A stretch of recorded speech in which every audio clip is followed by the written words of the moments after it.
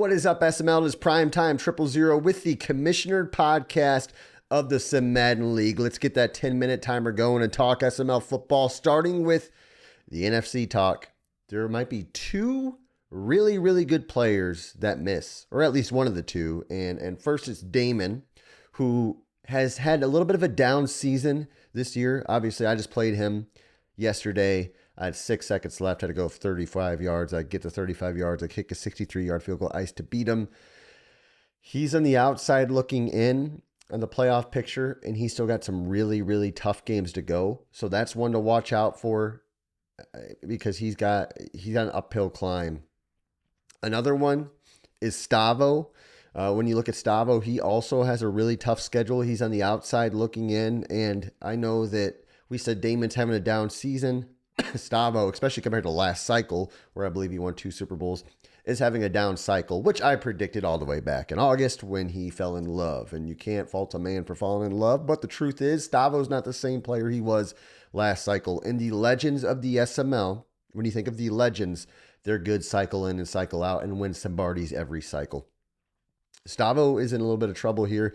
He's on the outside looking in. And when you think about the NFC picture as a whole, you knock Stavo out, you knock Damon out. Who does that leave to beat Prime? So that's something to think about as two big-time players are on the outside looking in. Let's talk about the AFC, though. And obviously, this show has kind of gotten a bit of a legacy for having a curse. I have made some predictions in the past of players that I thought were going to make the Super Bowl out of the AFC that didn't make it. I predicted Bomber to do it. I think I predicted Dan. I've done KP. I've done Meats. I think I might have done Straw one year, and those were all wrong. So I could lean into this easily and say, hey, Tug's going to make it, right? And Tug's never won a Super Bowl or even been in a Super Bowl. So for me to do that, I feel like I'd be leaning into my curse a little bit. So I'm going to go with one of the big dogs. I'm going to go with one of the guys who've proven they can win big games in their SML career. Obviously, Dan on one side is playing the best ball of his SML career, arguably, in the regular season. But I'm not going to go Dan.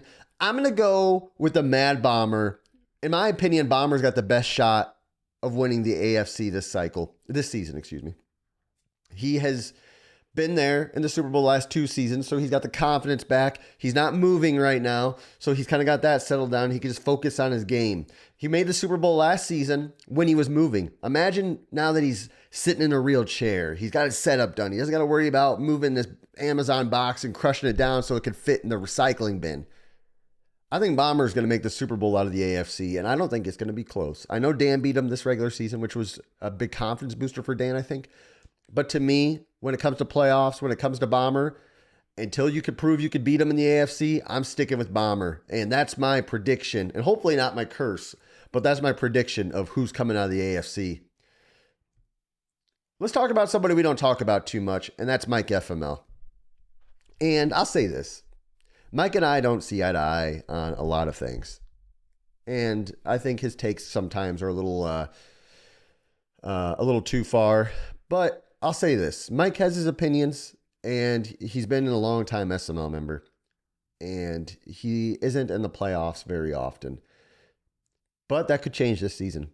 He beat me this season. He's had some really good wins. I think he's leading his division as of today.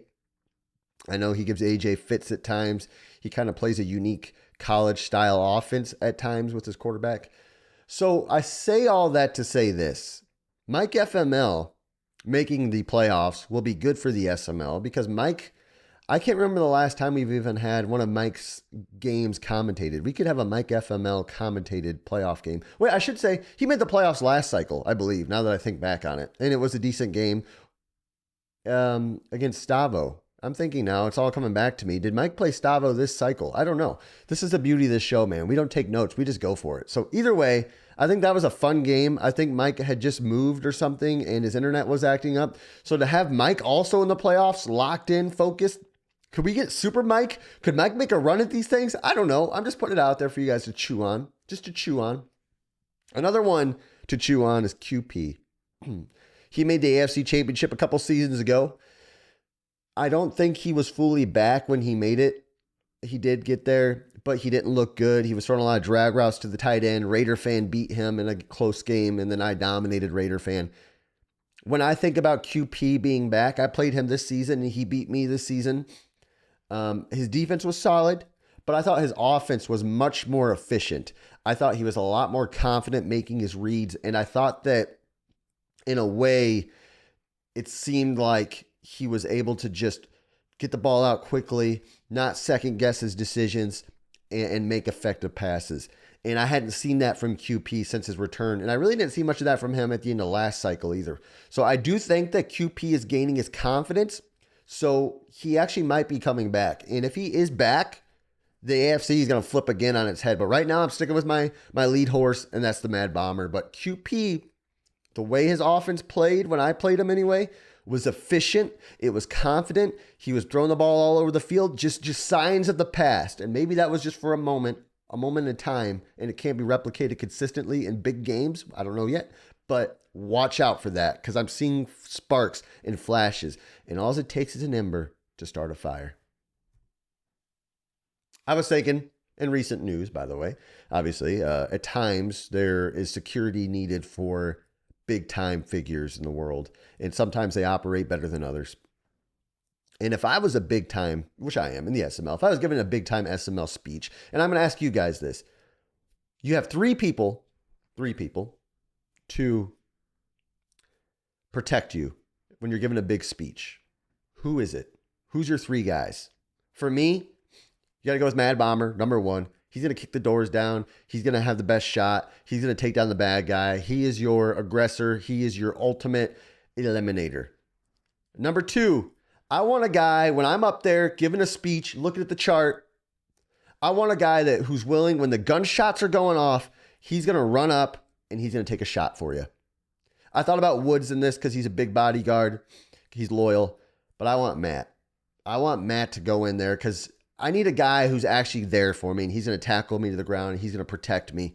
And Matt's willing to take a bullet for me. I know he is. And I need that. I need that person on my security team. He's loyal. And if we get in a negotiation situation, Matt can argue with the best of them. And number three, I need an intelligence guy. I need a guy that can map out the area I'm speaking. They're gonna have people in the right spots. They're gonna do all that stuff. Yeah, obviously you got your Doinks, you've got your KPs of the world. But I'm going with Tug. I know to a lot of you guys, Tug isn't that smart. Tug is actually dumb.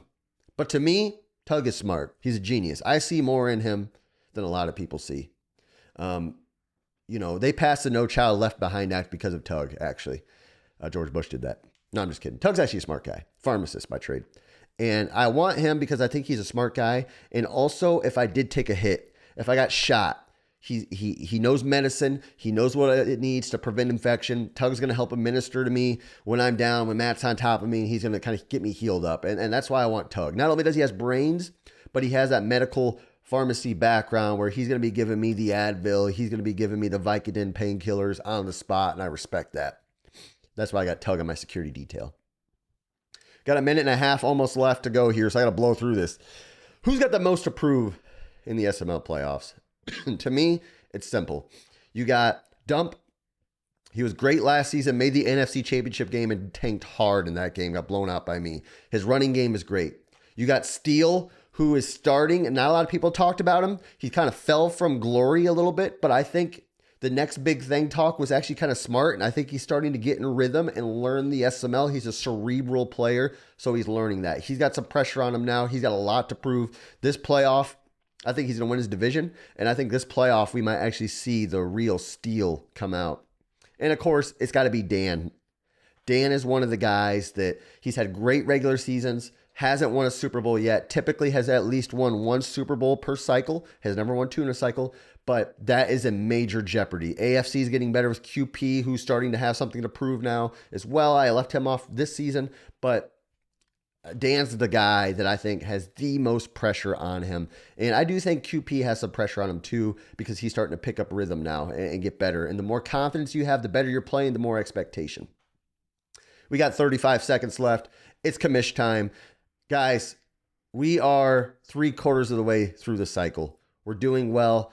I was looking at our members today and I was like, man, I don't have a guy I'm just displeased with that comes in chat that gives me issues. I'm really happy with where the league stands today. I think we have one of the best group of guys in terms of community, in terms of gameplay. We got really good content that's going on in the general content chat as well. All I ask is keep your foot on the accelerator. Push hard. It'll help you on evals, make content, do commentary, do podcasts. Thanks for watching.